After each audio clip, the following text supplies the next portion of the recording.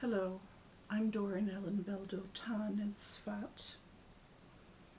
With God's help, I will be delivering this discussion in English, but with some Hebrew explanations for those who might not be familiar with Hebrew terminology and grammar, but whose lives are very much affected by it because both Christianity and Islam have been affected by rabbinic interpretation. And so to make this information available, I'll speak in English, but I'll have to do some explaining of some of the Hebrew. I started out entirely favorably disposed to the rabbis, and I believed sincerely that they were the representatives of the Jewish tradition and the authorized interpreters thereof.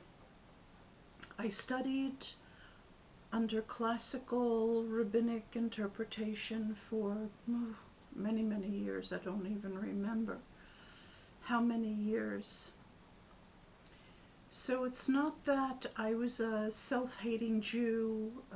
I certainly wasn't looking for an excuse not to keep the mitzvot, quite the opposite. But over the years, I began to see that they were very, very serious, endemic, and I would even say destructive and self-destructive elements that were part and parcel of rabbinic interpretation with which I could not reconcile either rationally or emotionally or morally. Rabbinic interpretation is a noxious mixture of semi-literacy, in Hebrew at best. Some of them are barely literate in Hebrew. Even the rabbis in Israel, whose first language is Hebrew-ish, are certainly not Hebrew scholars. Those who think they're Hebrew scholars learn incorrectly. That is mixed together with a rather primitive emotional structure, the will to power, which I didn't see so much in the United States, but as the state of Israel continues, I see that the rabbis very much have a desire for power and an imagination that is untrained, undisciplined, and runs away from them. There are also influences from foreign and idolatrous religions in Rabbinic Judaism. That shouldn't surprise anyone, being as they were driven out of the land of Israel by God, and some of them who lived in Babylon long after they could return came particularly heavily under the influence of Zoroastrianism. And then those who were exiled in Europe came strongly under the influence of Gnosticism. What is taken for the Kabbalah by most rabbis is written in Aramaic and heavily influenced by Zoroastrianism and Gnostic nonsense. And so here we are. The main topic about which, with God's help, I'll speak is what the rabbis call the world to come. And their belief that in order to access what they call the world to come, one has to die, be resurrected, and then come to live in a world that is perfected sometime afterward. Eternity will begin any day now. This is no joke, because the Christians and the Muslims believe the same nonsense. And what I want to prove herein, and I'll write these proofs down in the description below so that you'll see that I'm not fudging it. The world to come is an incorrect translation of the Hebrew expression olam haba, or ha'olam haba, more correctly, ha'olam haba. In Hebrew, a hey before a root in a verb can only be in the present. Haba, the one who comes. Ha-holech, the one who walks, ambulates. Ha-kotev, the one who writes. This is the present. It can relate to the present and also one who does something habitually. Ha-kotev, this is someone who writes as a rule. This is someone who writes as part and parcel of their lifestyle. Haba cannot be the future. It cannot be translated as to come. It can only be is coming. To come or will come would be sheyavo in the masculine singular. They do not say ha'olam sheyavo, the world to come or that will come. They say ha'olam haba, which means which is the present. It can only be the present, and or something that happens on the regular. Yeah. So Olam Haba can only be the world that is coming, and it is the nature of that world to come, to arrive. But there's more to it than that, even more. And this is critical to understand.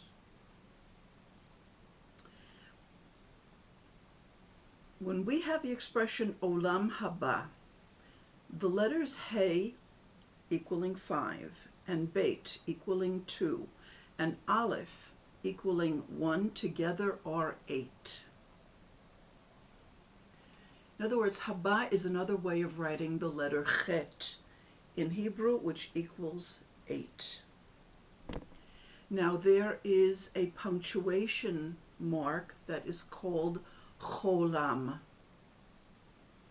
That is the punctuation mark that we see that with a Vav and a diacritical dot over the Vav. That being the case, the expression Olam Haba can be rewritten as the letter Ayin and the punctuation mark Cholam. Now the word Olam, meaning world, is written with an ayin and a cholam. That is the way it's written. In other words, if one punctuates the word world in Hebrew, okay, which would be ayin, cholam, lamed, kumatz, mem sofit, you are already saying about that world olam haba. It's written as part and parcel of the letter and the cholam that comes with it. So even if I say ha'olam sheba, which means ha'olam, the world that came, I'm already writing into the ayin and the lamed and the cholam next to it, the ayin and the cholam next to it, that it is also olam haba, the world that is arriving. If I write ha'olam sheyavo, the ayin and the cholam in the word world, even though I'm saying the world that will come, it already says the world that is coming. Because the ayin and the cholam are written into it already. If one understands Hebrew correctly, one can see from the word world, olam, that no matter whether we're talking about the present or we're talking about the past or we're talking about the future, we're all of that is talking about the present. That word world teaches us that the past, the present, and the future are all contained one in the other and simultaneous. Yeah?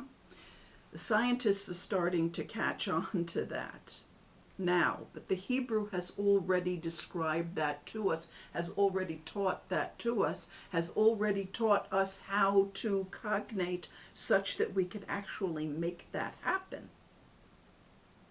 But the rabbis, being semi-literate as they are, they mistranslate olam haba as meaning in the future, which it absolutely cannot grammatically. And they do not see that eternal time is present at once. And so the rabbis have taught all kinds of nonsense about the need to die in order to access the world that will come. Everything that the rabbis have taught about the world to come is simply untrue.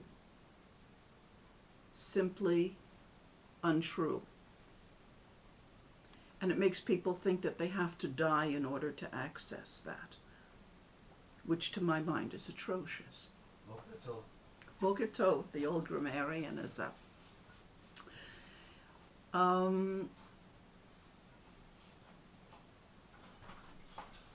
Therefore, it's very, very important that we recognize and understand that the rabbis who were run out of Israel, who were run into the galut, were run out by God because they refused to accept the true Hebrew tradition of interpretation. They preferred the Aramaic. They preferred the Zoroastrian kind of Tom, you know. Many of them never were Jews. Many of them were what we call Erev Rav, which is the excrescence that is that how it's pronounced? Excrescence. That attached itself to the Jewish people. And so I should say to you that everything that you think that you know about the world to come, the resurrection, the need to die in order to get there, is patently untrue. We are already in eternity. It's just a matter of becoming consciously aware of what it is that we are experiencing. And that is precisely why we learn in correct Hebrew, because the gift from God, the true revelation of divine will, is the Hebrew language structured as it is, and with its alphanumerical properties, that brings us to a state of consciousness in which we can understand Torah correctly, which the rabbis simply do not. Their worlds are a hot mess. That's not the way reality looks. Come in, when one is learning Torah. Thank you for listening. The old grammarian is up, and my attention is therefore turned to him.